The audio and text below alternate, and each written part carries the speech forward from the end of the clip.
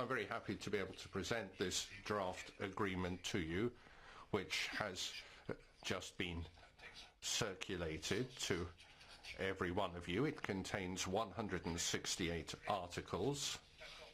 It's a full draft withdrawal agreement. But I'd like to make 3 comments before I move on to substance. First of all, if we wish to make a success of these negotiations, and I certainly do, we must pick up the pace. On the 30th of March 2019, in 13 months, the United Kingdom will no longer be a member state of the European Union. That is what they wanted. And on that day, for that day, we need to have organised its withdrawal in an orderly fashion. So I think now what we need to do is negotiate on the basis of a text, because time is short between today and the autumn of this year, which is when we need to conclude a final agreement based on this draft withdrawal agreement. Because, as I always say, we need to allow a certain number of months for ratification. On the European side, the Council of Ministers and the European Parliament, of course, but also by the British Parliament. So that is why our choice is to work with and propose to the United Kingdom that we work with a legal text which brings clarity. A second point, this is a draft. And as of this afternoon, we will discuss this with the 27 member states in close contact with the European Parliament. But it is a draft, and we will only officially place it on the negotiating table with the United Kingdom once this work with the 27 member states and the European Parliament has been concluded. Now, I have been committed to transparency throughout the entire negotiating process, and that is why we have just published this draft. That will enable everyone to take stock of the subjects on which we need to reach an agreement with the United Kingdom, but I believe that this transparency is also a very important tool in the public debate on Brexit throughout Europe. As of now, thanks to this text, this is a tool based on legal principles, facts and solutions which are concrete and realistic. And I hope that this document will also be of use for your work, ladies and gentlemen, journalists. And then a third point, this draft text contains no surprise for our British partners. It expresses in legal terms the commitments jointly entered into by the Union and the United Kingdom in December in the joint report. It includes the positions of the Union which were already known on other withdrawal issues on which we haven't really been able to make any progress since December. It includes the Union position on the governance of the withdrawal agreement, and finally it includes the Union position on the transition, which is part of the withdrawal agreement, because, I repeat, the only possible legal basis for transition is Article 50. Ladies and gentlemen, allow me to develop briefly each of these 3 points. First, our draft translates into a legal text our joint commitments. Nothing in here will be a surprise for those who have followed the negotiations. The draft text ensures that 1. Citizens' rights, our priority, will be protected as we had agreed, and will be vigilant on the need to keep administrative procedures simple and affordable. 2. All financial commitments undertaken at 28 will be respected by the UK and by the EU. 3, North-South cooperation on the island of Ireland will be protected and a hard border will be avoided. A few words on Ireland. Our text contains the legal commitments necessary for the protection of the rights of individuals as well as for the protection of the common travel area. These points have been already agreed between the EU and the UK. The withdrawal agreement must also contain a solution to avoid a hard border and to protect the Good Friday Agreement in all its dimensions. This is a joint commitment by the UK and the EU. The joint report lists in paragraph 49 3 options for tackling the problem. First, to deal with this through the agreement of the future relationship, if possible. Obviously, this solution will not be in place at the moment of the withdrawal. Second, the UK committed to proposing specific solutions to address the unique circumstances on the island of Ireland. We look forward to receiving these proposals. Third, to maintain full alignment with those rules of the internal market and the customs union, which now or in the future support North-South cooperation, the all-island economy and the protection of the Good Friday Agreement. This is the backstop solution that we have to put in the withdrawal agreement. It is the only way to guarantee that our joint commitments will be upheld in all circumstances as the joint report requires. Ladies and gentlemen, we have applied imagination and creativity to find a specific solution to the unique challenge that Brexit poses for the protection of the Good Friday Agreement. 2 issues are key to avoid border checks. First, full alignment with the Union law on goods, veterinary and plant health rules. Second, a Northern Ireland has to be covered by the Union Customs Code. Our approach is focused on those areas where it is needed to avoid border checks. Daily life around the border should continue as today.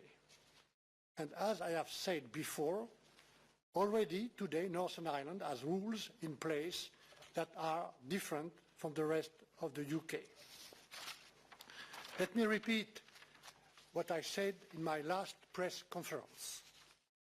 We stand by our commitment to discuss all 3 options set out in the joint report in parallel. All these issues all of these issues on behalf of the 27, I will continue the dialogue with the political leaders of Northern Ireland. I will meet Michel O'Neill and Arlene Foster early next week. Mon deuxième point. Then my second point on the draft agreement, after the question of Ireland, our text also includes our proposals on the other separation issues. Again, there is no surprise, because we have translated in legal terms the Union positions as expressed in our essential principles papers with which you're familiar.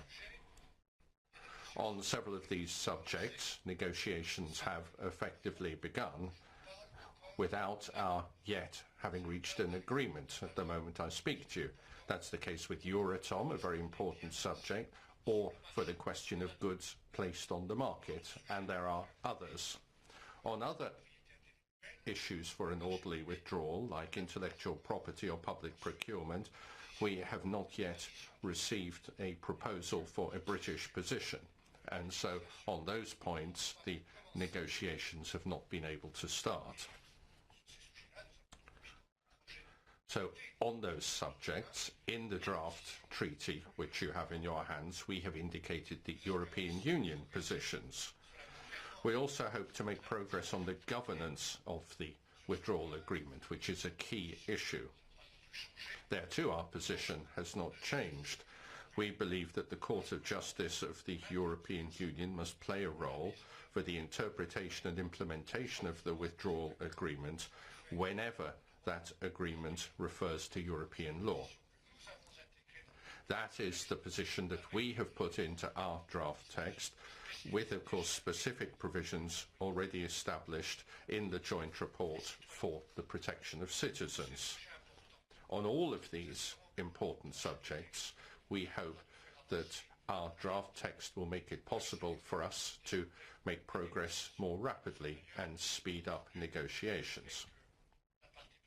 We have agreed with the British side that we will meet for the whole of next week for a new negotiating round. And then a third point, I would recall that our draft text obviously includes our proposal for the transition period, which has been officially requested by Theresa May on behalf of the British government, and on which the heads of state or government and the European Parliament have given an agreement of principle.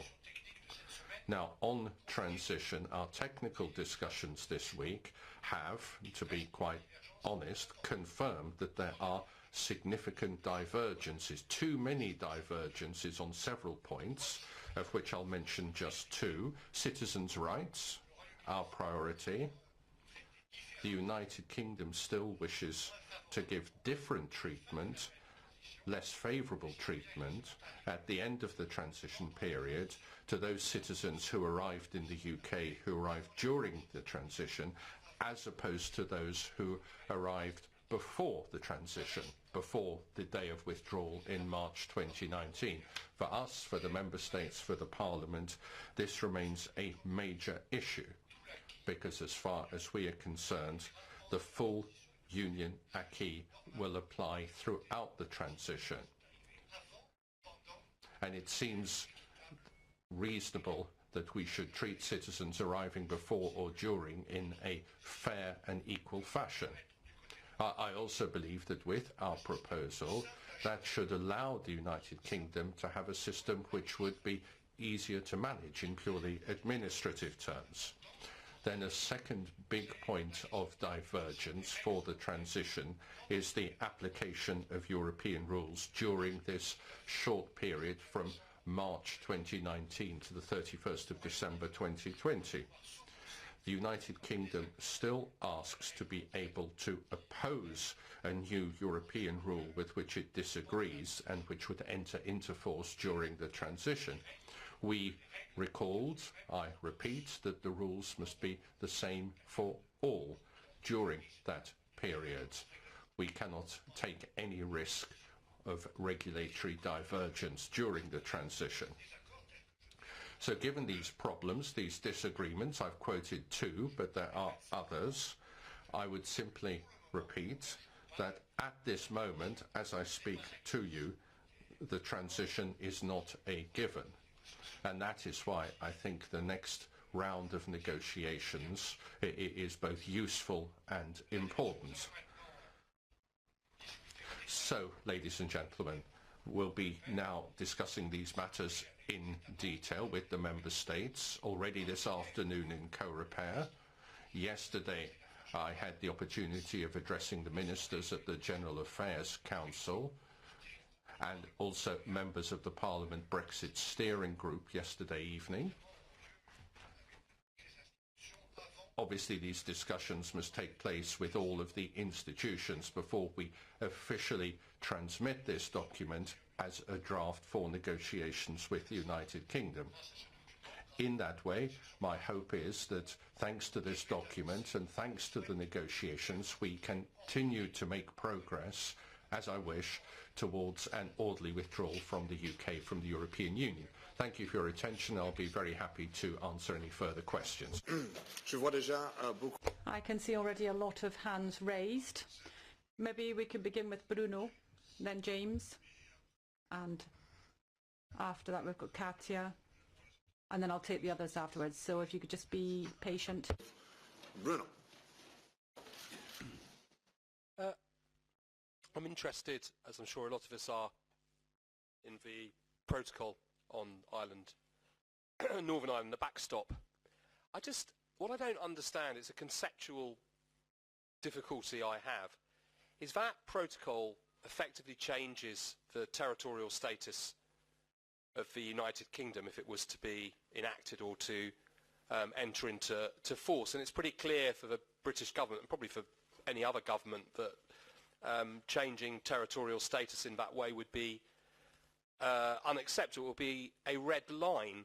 So how would that backstop protocol ever enter into force? If the withdrawal talks fall, if they fail over this issue, then that backstop protocol is just a worthless piece of paper. You can't make it happen by fiat. So what's the point of having a backstop protocol that isn't going to happen because it would change Britain's territorial order?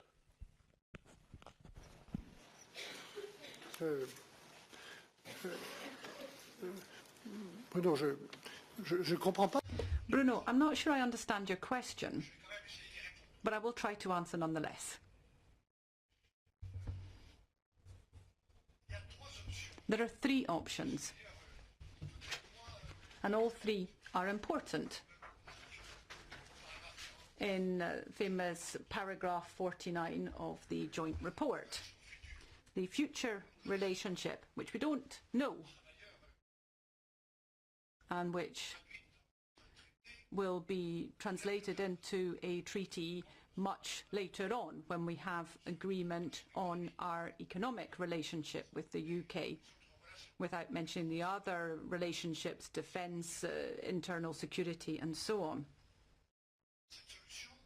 This solution we will not have at the point in time when we sign the withdrawal agreement, but we would imagine that, generally speaking, it would offer a solution to the fundamental question in Ireland, namely that we preserve the Good Friday Agreement in all its dimensions and the lack of a hard border. The second option is that of specific solutions, which the UK has said it would come forward with. Now, on both those options, which I'm prepared to discuss as of now, as soon as the UK has provided the elements to us, we are waiting, and I hope that at the next meeting we'll make headway on that. But our responsibility vis-à-vis all the citizens concerned in Northern Ireland, in Ireland, with the maintaining of the Good Friday Agreement with businesses, at the time of the signing of the withdrawal agreement, we need to have an operational solution. And I'm sure you can imagine, I have been keeping a very close personal eye on this. I am listening a lot. I have a lot of respect for this. And our responsibility, my responsibility as chief negotiator, is to ensure that we have a proposal for a withdrawal agreement that is functional and operational. And therefore on that option, which is one of the three, we, on the EU side, we have the possibility of proposing solutions. And I have done this in a pragmatic, practical fashion, legal fashion, with our full team and all the in-house competence skills that we have. So once again, we are prepared to examine the other options as soon as they are proposed by the UK to us. But my personal opinion, as you've asked me on this backstop that we're proposing will not call into question the constitutional or institutional order of the UK. We will respect that. We're just simply saying that on the territory of the island with two countries, we need to find the capacity for certain subjects, for certain issues relating to the internal market or the customs union, which we need to ensure that the Good Friday Agreement can function. We need to ensure that there is regulatory consistency, alignment. I give you an example, maybe I could give you another, something that I'm fairly familiar with, namely animal health and protection against animal diseases. That's something that's very important for farmers and for consumers. Sure, you would agree. We're talking about a geographical area, an island. You can't have two different systems for managing animal health or for protecting against animal diseases. That's just not possible. So we need to have that regulatory coherence, consistency, which is why, as I said, we have focused on those subjects, in particular goods and rules, plant health and animal protection. Those points which clearly affect the good functioning of the Good Friday Agreement. Of this negotiation, ladies and gentlemen, let me just stress the point that my attitude is and will always be keep calm and be pragmatic. Okay, James is next, and then I take already note of two further hands. Yes, James, go ahead. James Chris from the Daily Telegraph. Mr. Barnier, you understand the... I'm over here, sir. You understand the political landscape in Northern Ireland and Britain, and you know that the DUP are firmly against the backstop unless there are no regulatory barriers or a border between Northern Ireland and mainland Britain. That appears impossible unless Britain stays in a customs union. Are you trying to force Mrs May into saying she will stay in a customs union and saying as much on Friday in her speech? Or are you trying to create a border between Northern Ireland and the UK mainland? And aren't you risking toppling her government by meddling in the constitutional affairs of the UK in this manner? Thank you. Bon, je connais l'ordre. I know the institutional or constitutional order of the UK, and we all have to respect that. And it is in respecting that order and without interfering in the mixing the internal discussions that are happening in the UK. We're trying in practical, pragmatic terms, in accordance with the law and on the basis of the technical tools we have, we're trying to find solutions. I have listened, I continue to listen, I'll keep repeating this. I am trying to take a calm and pragmatic approach to this subject like everybody else, but we have to have a text agreed with the UK government. And I'm just trying, on the basis of paragraph 49, which we have agreed with the UK government, I'm trying to use that as a basis to find solutions, which is what the Irish citizens want and the citizens of Northern Ireland too. And I did say, with the spirit within which we're working, I will also work with the politicians in Northern Ireland, and we have meetings organised next week. So I respect the British institutional order. I am taking note of what was written by the UK itself in that joint report, and I am committed to working on these three solutions, these three options. I committed to that, and one depends more on us because that is something which relates to the two big realities of the European Union, namely the single market and the customs union. So we have these two European realities which we're responsible for. We have to be accountable there. We are trying to find practical, simple solutions in order to avoid a hard border in Northern Ireland, and we want to preserve the cooperation between the North and South. It's as simple as that. And we are prepared to discuss that with all those concerned, those who wish, including the British side. Mr. Barnier, I want to ask that question again in a slightly different form. Do you not accept... Pardon. Paddy Smith, Irish Times. Do you not accept that it is inevitable, if the backstop measure is approved, that a border will have to emerge on the Irish Sea, whether between the Irish Republic and the UK mainland or between Northern Ireland and the UK mainland? Non. No, I would not talk of a frontier with various modern technological means that we work with, and this could be part of the second option where we're awaiting proposals from the British side.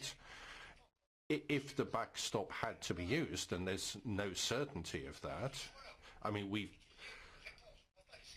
offered it so that we can come up with a proposed solution, so we're putting it forward.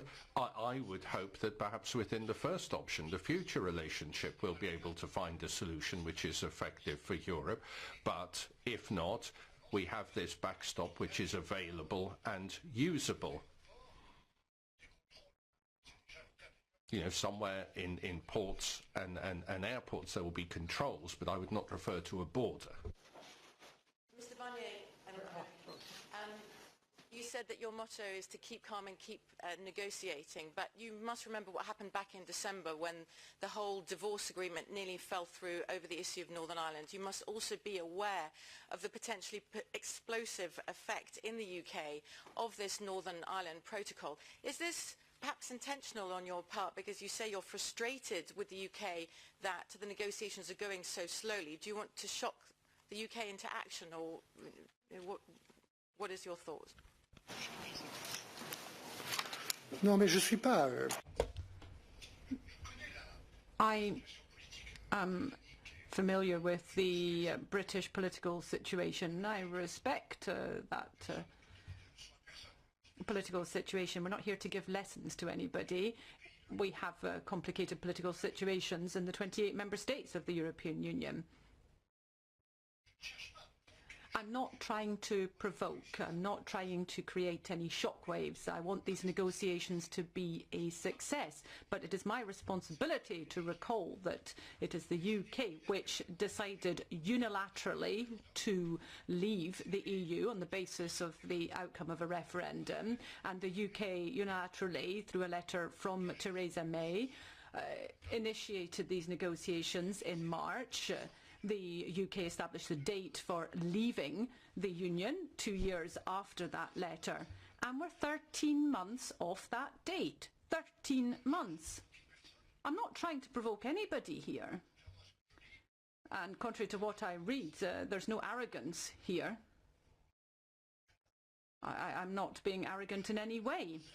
I have immense respect for the UK, for its history, its culture, for its leaders, for its citizens, and I've said since the very outset that I regret, personally I regret this decision to leave the EU, but I have been given this task by President Juncker, by the 27 governments, by the Parliament. I have been asked to lead these negotiations and ensure their success, and I said on the very first day here in this very room that nobody should underestimate the human, social, legal, economic, financial consequences of these negotiations. We've got 43 years of integration and relations between the UK and the EU that have to be unravelled here, and we have to go through texts.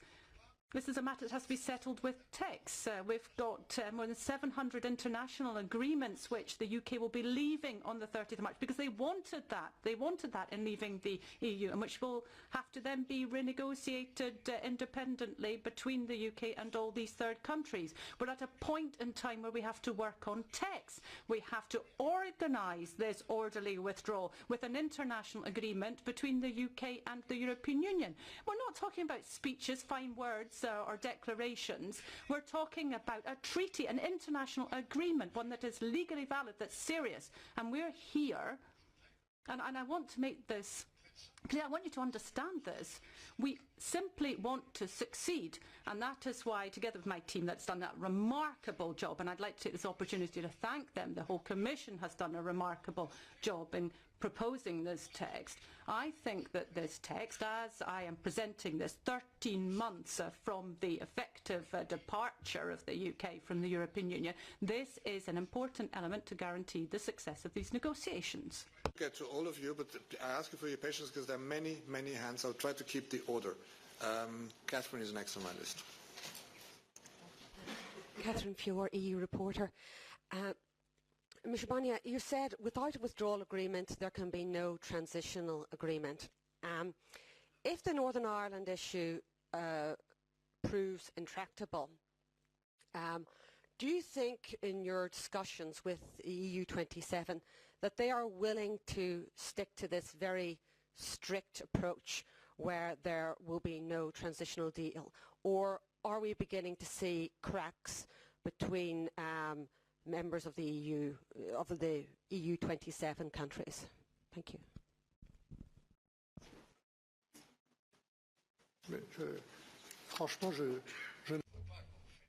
Well, frankly, I can't see what you're referring to. I was in the General Affairs Council yesterday with the 27 ministers, and I received the unanimous support of all the governments on all of the subjects. It's important not to get this wrong. There may be some people who haven't understood or make out that they haven't understood what we're working on here. This negotiation is extraordinary, and I hope that that will continue to be the case. Obviously, I'm working here with all of the expertise of the Commission as a negotiator. I mean, all of this work here is something that only the Commission could have done, and which the Commission has done. And it is a tool for the benefit, for the service of the Member States and the European Parliament. But from day one onwards, I've had a mandate from the European Council. So don't get this wrong. Don't start imagining that there are going to be divergences between the members of the Union and the negotiator. That won't happen. Obviously, there are discussions, there are different issues, different sensitivities, different relationships with the United Kingdom. But I take all of that into account. That is my job. But there will never be a difference between the negotiator and the Member States because I am their negotiator. So I cannot see any disagreement here. The 27 have expressed solidarity. The 26 have expressed solidarity with the government of Dublin, on whose behalf I'm negotiating. Lawrence Norman of the Wall Street Journal. 2 questions, please. Mr. Barnier, I'm over here. First of all, what is the timeline for agreeing the language on Ireland? Are you happy to be negotiating this between now and October, or will progress in the talks on the future relationship stall if the UK does not quickly agree to your language here on Ireland? And second question, you talked many, many times about the lack of clarity from the UK. What do you hope to hear, and what do you need to hear from Theresa May in her speech tomorrow?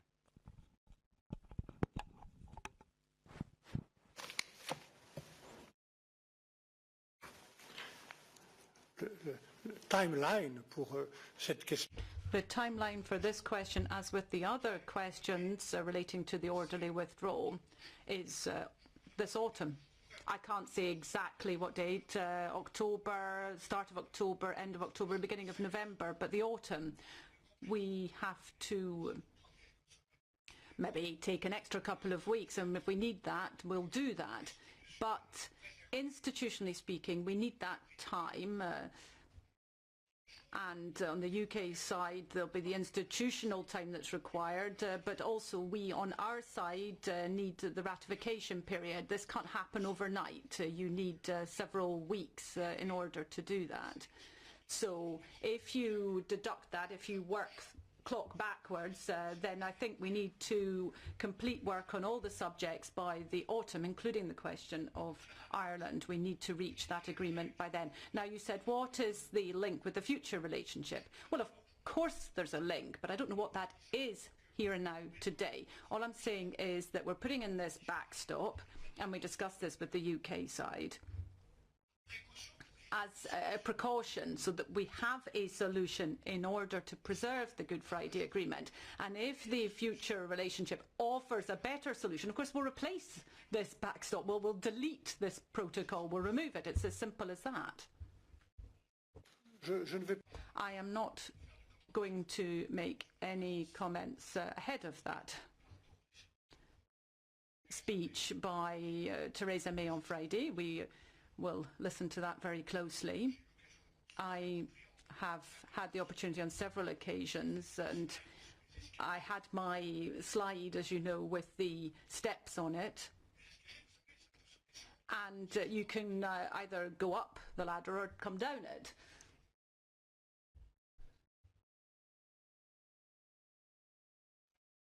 So I simply explained what the UK red lines were as we had understood, and Theresa May will confirm all of those red lines. And on the basis of that, we, in full respect of the UK red lines, not too much justice, no single trade policy, no budgetary contributions. We want our regulatory independence and no free movement of persons. Those are the red lines that I have heard understood in several major speeches by the British Prime Minister. We respect that position, we've taken note of that, and we've said on the basis of those red lines, these are the different forms of cooperation which are excluded. And it's not me who said this, it was Theresa May who then suggested the possibility of discussing a free trade agreement. And then alongside the free trade, I said we've got an awful lot that has to be done aside from just trade with the UK. We've got specific forms of cooperation that will have to be built up. For instance, ambitious cooperation, I could imagine, in terms of research cooperation with the universities, the academic world, a different form of cooperation we have today, then internal security, judicial cooperation, of course. And I said this in Munich 10 days ago, where I listened very closely to the speech by Theresa May. A strategic partnership, what form that should take between the EU and the UK. We'll have also bilateral cooperation between individual member states of the EU and the UK. And that is all on top of what we already have between several member states, the UK and NATO. And this is a matter that interests me in particular alongside other issues, and I've got a lot of ideas and there's a lot that needs to be done. So I do think that we now have to speed things up, complete the negotiations for the orderly withdrawal, so that we can then, as of April, start building up that future partnership, put our energy into that. But there is one thing that is clear, and this was restated on several occasions by the heads of state or government since April last year. Everybody has to understand that there are points which are points of our own EU identity, our economic identity, and the UK is very familiar with that identity because we worked with them for 43 years creating that European identity, and within that integration they had a real influence. I was Commissioner for the Single Market, and there are certain points they know cannot be negotiated. For instance, the integrity of the single market, the 4 fundamental freedoms, the independence of decisions of the 27 remaining member states. Those are points that are not up for negotiation. And in that context, and that's what we are, and we want to remain that, we have our red lines, the UK has its red lines, and it's on the basis of that that we'll build our future partnership. So the sooner we begin, the better it will be, because we will not have a lot of time for all of these negotiations in parallel during the transition.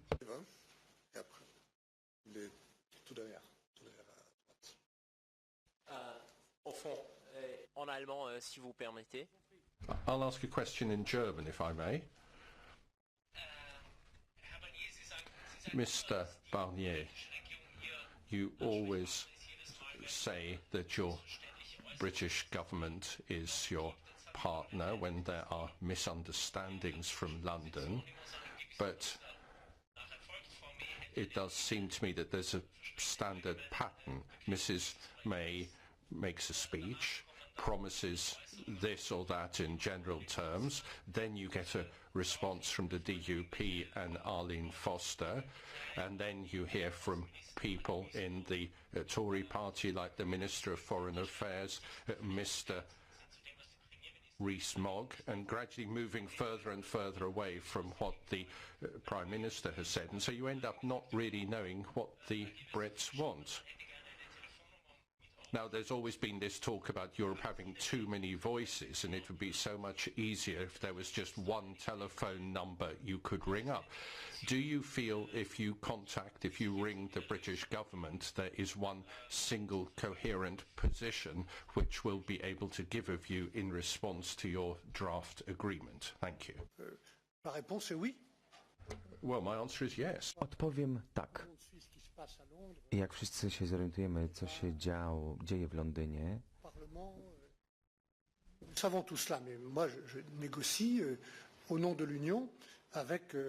We all know this, but I'm negotiating with London, with the British Prime Minister, who is expressing the formal position of the British government. That is what happened in December.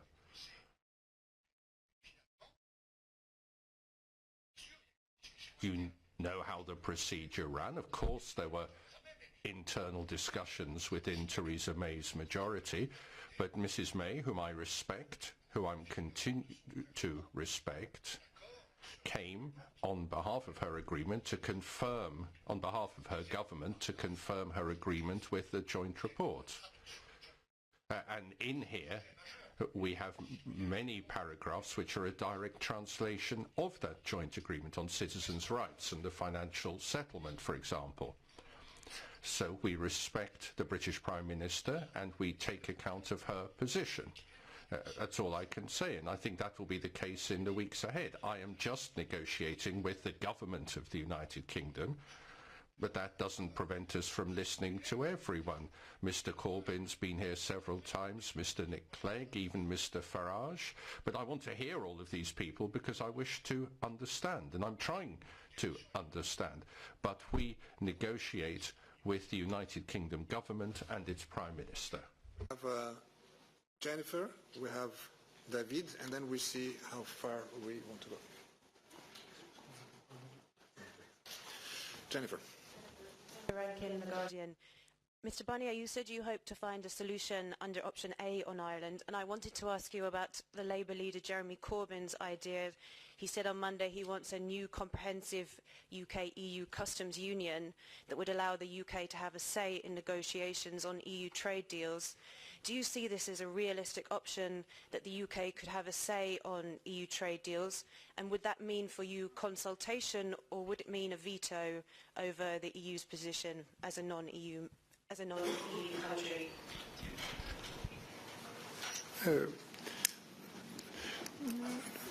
Je vais peut-être vous décevoir, mais... I may be going to disappoint you. I've met Mr. Corbyn on 3 occasions, and together with his team, those have always been very useful discussions, and I won't comment on the specific proposals from different political parties. As I said, we negotiate with the UK government. The only thing that I can say is that on the customs union, and you had those steps, the penultimate stair or step, this might be an element of the future relationship, but we'll see what the position of the UK government is first. That offers a significant part of the solution for Ireland, and it's a question of regulatory alignment. And that's all we want to say here today with the specific legal proposal on the backstop. One more question on the left there. Oui, j'en prie. Allô. Merci. David Carretta, Radio. Yes, from the Italian radio. I'd like to put 2 questions, if I may. The first is on the transition. You didn't mention divergence on the length of the transition. Is that at least something on which you agree with the UK, who were querying the specific date proposed by the European Union. Now, you've said that the deadline now is the autumn, give or take a few weeks. So let me reformulate a question put by one of my colleagues. The British aren't managing to put forward proposals. There's no agreement. There's no progress. When will you say to the 27, it's time to prepare for the worst? The priority must be to prepare for a disorderly Brexit.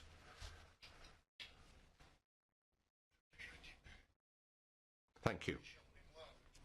From the word go, and I remember very clearly what I said to you in this press room and in other press rooms, we have to be ready for, and we are preparing for, every situation.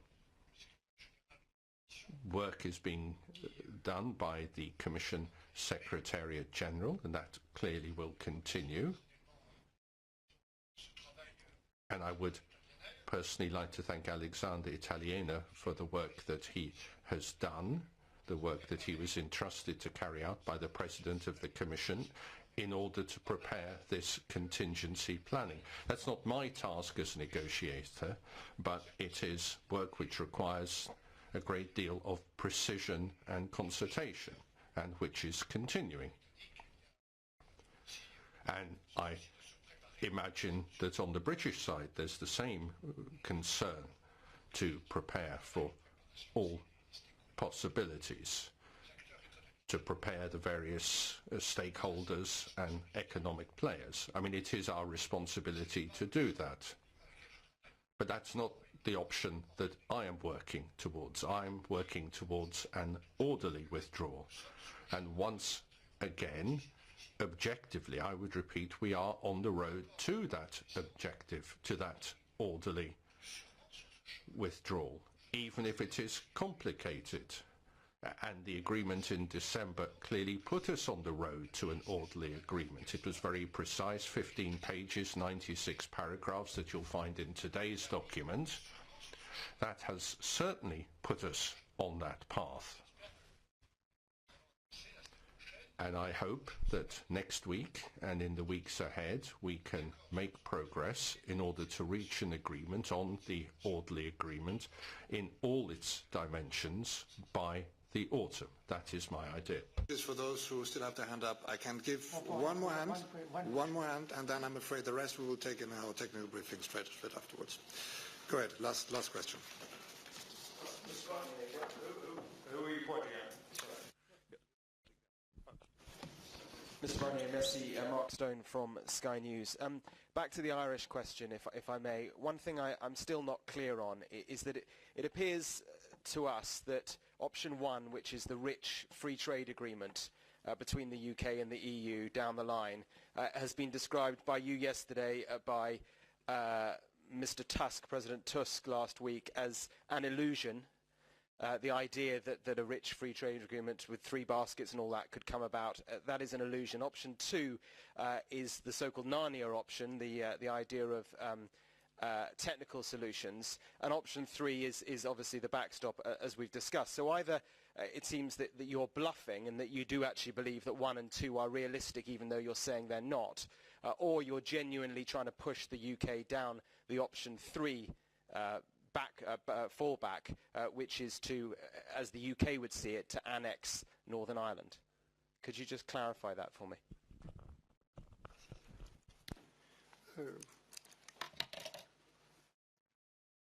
Vous devriez commencer à me connaître. You should be getting to know me better. I don't bluff anybody. Secondly, I think it would be illusory to imagine that on the EU side we accept cherry picking, because that would be calling into question what we fundamentally are and what we've been since 1957 with the common market and then the single market. And the UK knows who we are because we've been that together for 44 years. They know the rules and the reality of that single market. It's our main asset, if I can put it in those terms. So there will be no cherry picking. And apart from that, I think that the three options are still possible. And I trust the UK, as they committed to, and they signed this document together with us. We will work on option one, which is that we find a solution through the future relationship, an effective solution for Ireland, or we have to offer a specific solutions. And I'll repeat yet again that on our side, because we have to do things seriously, we have responsibility. We have to propose a solution, this backstop solution. That is our responsibility, and that's what we're doing here today. And now we are going to work. We've got a few months to work on these three options as soon as we have all the elements. But we've offered our elements, no more, no less. And maybe just one final question. Voilà, your turn. Thank you. On that, the December agreement had two very specific clauses in it. One said no border on the island of Ireland. The other said no border in the Irish Sea. This withdrawal agreement addresses in great detail avoiding a border on the island of Ireland, but seems to accept that there can be one in the Irish Sea. Why is that?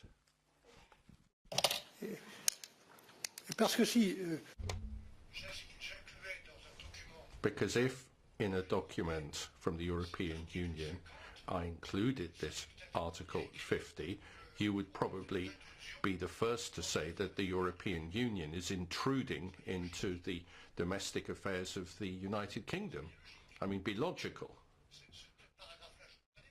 I'm very familiar with that article. It was brought in at the request of the United Kingdom, and it relates to the responsibility of the United Kingdom, its internal organisation, and it's certainly not something that the European Union would interfere with. Anyway, thank you very much. I've been very happy to see you, and please don't forget we have the technical briefing coming up now.